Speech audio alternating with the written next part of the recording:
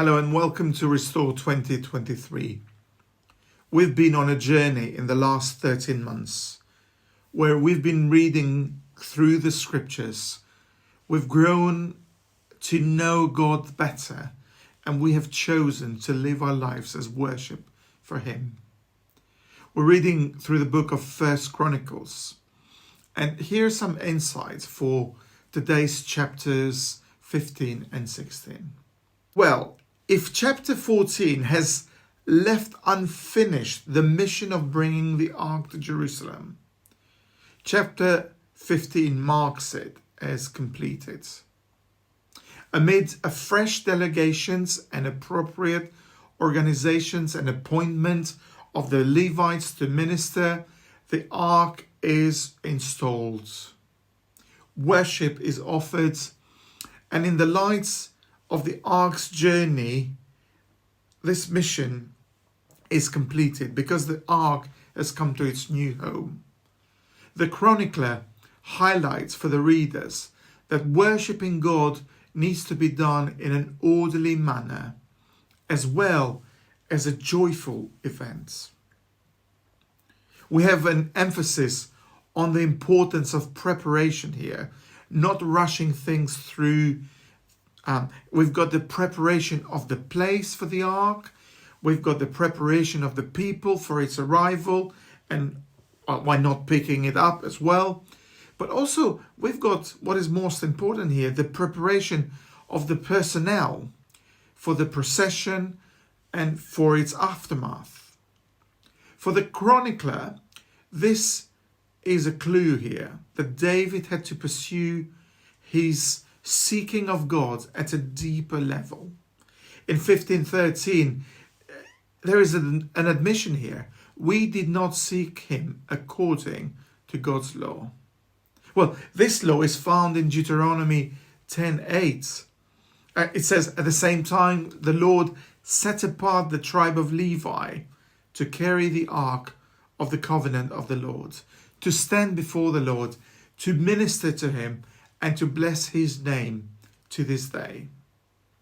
We find this law of the Lord that the chronicler is referring to in Numbers 7:9, when the sons of Kohath are not taking any land because they are charged to the service of the holy things that actually had to be carried on the shoulders. We've got this law in Exodus 25:13, where actually instructions are made about the ark that needs to be with poles of acacia wood and to be overlaid with gold, and the poles need to be going through the rings on the sides of the ark. Details, instructions, and actually very, very helpful instructions, which actually are referred to chapter 15 verse 15 in our readings today. So according to these rules in the Torah, actually it was the Levites who were to carry the ark on their shoulders by and through the poles, respecting the distance.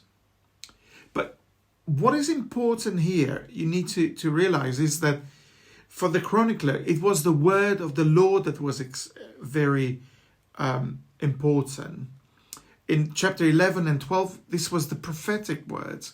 But now it was the law, as Moses has commanded. So the law and the prophets were the divine words to Israel as they sought the expression of His will. Not only for this generation, but for all the generations. One of the commentators puts it this way: emphasis on the scriptures is an essential trait of the chronicler. The scriptures were the source of divine authority, and actually they were the basis of them understanding who they are and how they will continue to worship God.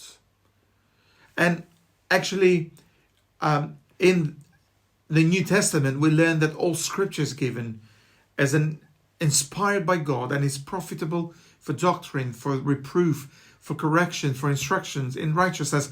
That's why we're doing Restore 2023 and 2022.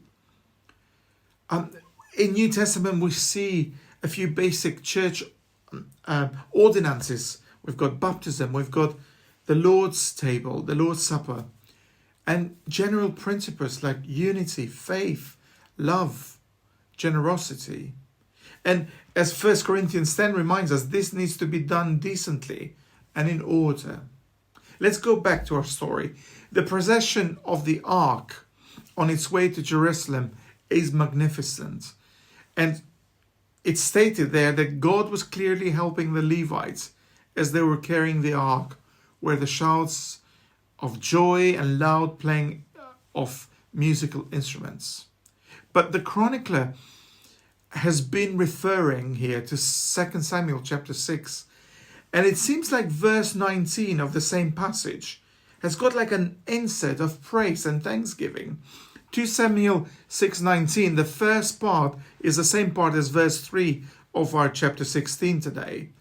And the second part of a chapter picks on verse 33 from our today's reading. So the chronicler is reminding the people that praise and thanksgiving is a continuous activity. This is not just for one-offs, because it is in our praise and thanksgiving where we declare what God has done for us and we don't take him for granted. Read this wonderful psalm again today from 1 Chronicles 16:7-36. And as you read, stop and remember what God has done for you.